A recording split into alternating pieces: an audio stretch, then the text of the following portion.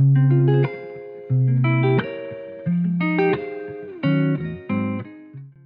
just want you to speak to the way in which birth work and the decolonial work that you do infiltrates that white science, that medical industrial complex. Yeah, I think, what you brought up is this work is so inaccessible. I say that if I were to get pregnant today, I wouldn't be able to afford a home birth because it is inaccessible to us.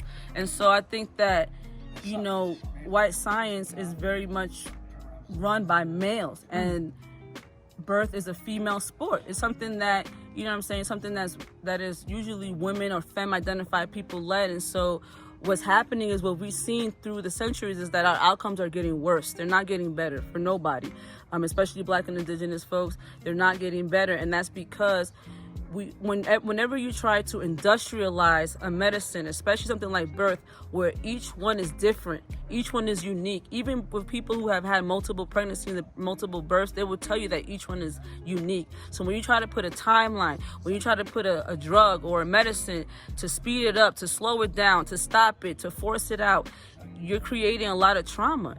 And so unfortunately, like a lot of the home birth culture, a lot of the natural birthing culture is dominated by white people and is actually gatekept by a lot of white midwives. So it's not only is it inaccessible to birth in this way, but it's also inaccessible to be someone who could be a midwife.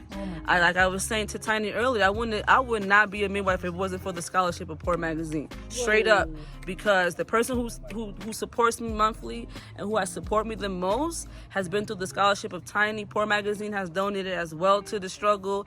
And it's something that people need to understand, that the only way we're going to free ourselves is for us, by us. These institutions, these corporations are not interested in doing that because they're interested in making money. They're not interested in making healthy, happy, and complete people. And so birth is a traumatic event to a person's body, no matter if it's positive or negative. And so it's really important to try to make that experience as patient as possible, as loving as possible, because physiologically, that's what gets the baby out. It's not all the interventions. The interventions creates more problems, and the science shows this, and intuitively we know this.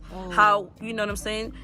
Just to end it with this, I relate it to an orgasm, because the hormone that you need to birth is called oxytocin. Oxytocin is the hormone that we have to orgasm or to feel safe or to feel love.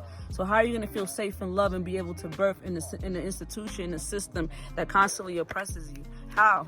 There was a sister in New York, a midwife. She told me a story of another sister in the hospital who got CPS called on her and had the police encircling her. She could not leave because she wanted to do delayed cord clamping, which is scientifically best for the baby.